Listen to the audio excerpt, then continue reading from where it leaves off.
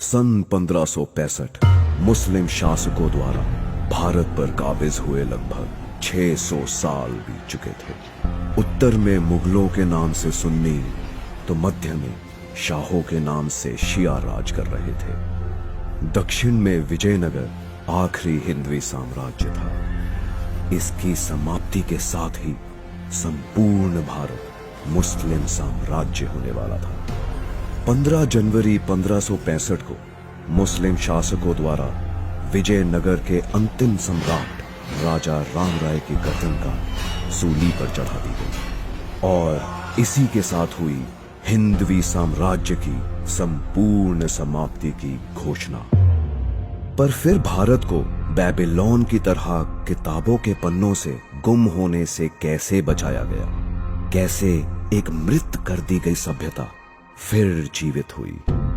इस कहानी की शुरुआत हुई सन 1645 महाराष्ट्र के रायरेश्वर मंदिर से। एक 16 वर्ष के बालक द्वारा शिवलिंग पर अपना खून चढ़ा हिंदवी स्वराज्य की शपथ ली गई। इस पराक्रमी बालक का नाम था शिवाजी राजे भोसले।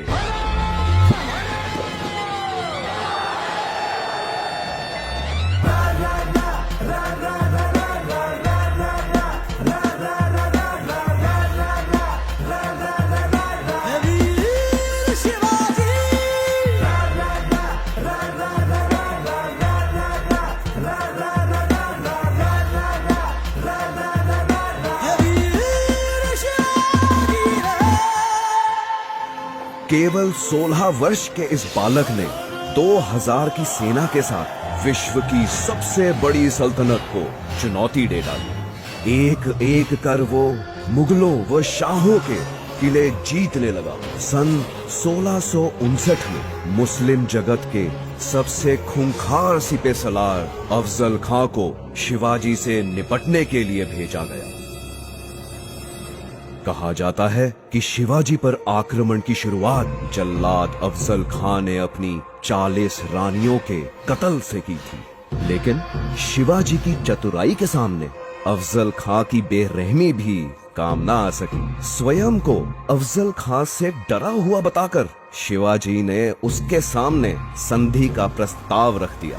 अहंकार में मदहोश अफजल खां चंद सैनिकों के साथ संधि करने शिवाजी के किले में दाखिल हो गया। शिवाजी ऐसा मौका चूकने वालों में से न थे।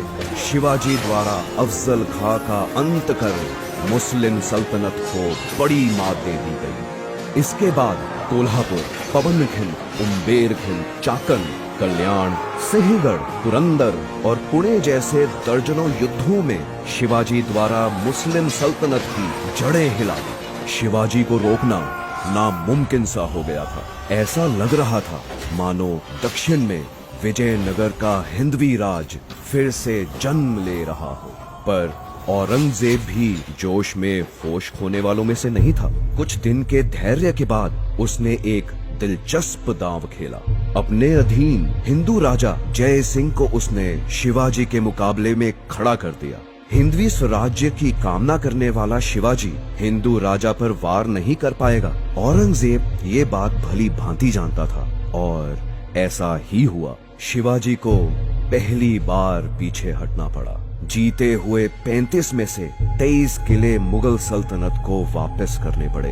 एक बार फिर भारत भूमि के किसी योद्धा को अपनों के ही कारण परास्त होना पड़ा। इसके बाद शिवाजी ने एक हैरान कर देने वाला निर्णय लिया। उन्होंने औरंगजेब को एक पत्र लिख उसकी ओर मित्रता का हाथ बढ़ा दिया। सब स्तब्ध रह गए। शिवाजी इस दांव से क्या हासिल करना चाहते थे, किसी को कुछ नहीं समझ आ रहा था। शिवाजी को झुका हुआ देख औरंगजेब काफी प्रसन्न हुआ। मुगलों से हाथ मिला शिवाजी द्वारा दक्कन की शिया सल्तनतों को जीता जाने लगा। संपूर्ण भारत को मुगल शासन के अधीन देखने का इच्छुक औरंगजेब शिवाजी की कुशल रणनीति से बेखबर था और दक्कन में शिवाजी की इन जीतों को अपनी जीत समझ रहा था और आखिर एक दिन 6 जून 1674 में शिवाजी ने 50,000 से अधिक ब्राह्मणों, पुरोहितों,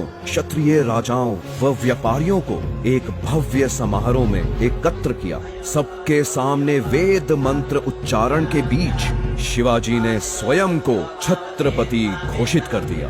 हिंदवी सल्तनत अब एक स्वतंत्र सल्तनत ऐलान की जा चुकी थी। औरंगजेब क्रोध से बौखला उठा। शिवाजी द्वारा एक अलग सल्तनत की घोषणा सीधी मुगल साम्राज्य को बड़ी चुनौती थी, पर अब बहुत देर हो चुकी।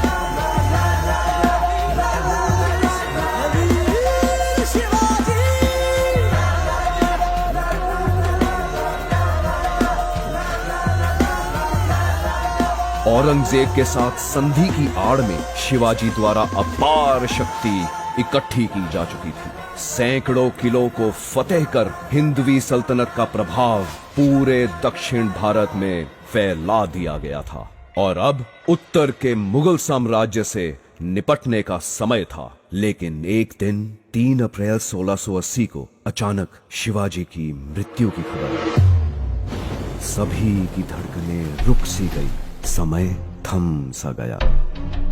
निकटतम लोगों द्वारा उनकी मृत्यु का कारण तेज बुखार बताया जा रहा था। एक बार तो आजाद भारत का सपना चकनाचूर होता दिखने लगा, पर इसके विपरीत शिवाजी द्वारा सुलगाई राष्ट्र प्रेम की आग उनकी मृत्यु के बाद और भी तीव्र हो उठी। बाजीराव पेशवा, राणोजी सिंधिया, मल्हर राव होलकर, रघुजी भोसले, दामाजी गायकवाड़, महदाजी शिंदे, दत्ताजी राव, धन्नाजी जाधव जैसे एक से एक राष्ट्रभक्त हिंदवी साम्राज्य से पैदा होने लगे। देखते ही देखते बुंदेलखंड, गुजरात, अजमेर, बेरार, मुल्तान, अवध, आगरा, इलाहाबाद, लाहौर, एक के बाद एक सभी मुगल राज्य गिरते चले गए। 1760 तक मुगल सल्तनत सिर्फ दिल्ली के इर्द गिर्द सिमट कर रह गई। उत्तर में पेशावर से लेकर दक्षिण में पौंडीचेरी तक हिंदवी स्वराज्य का परचम फैल गया। इस प्रकार छत्रपति शिवाजी द्वारा भारत की सभ्यता को बेबीलोन की तरह किताबों से गुम होने से बचा लिया।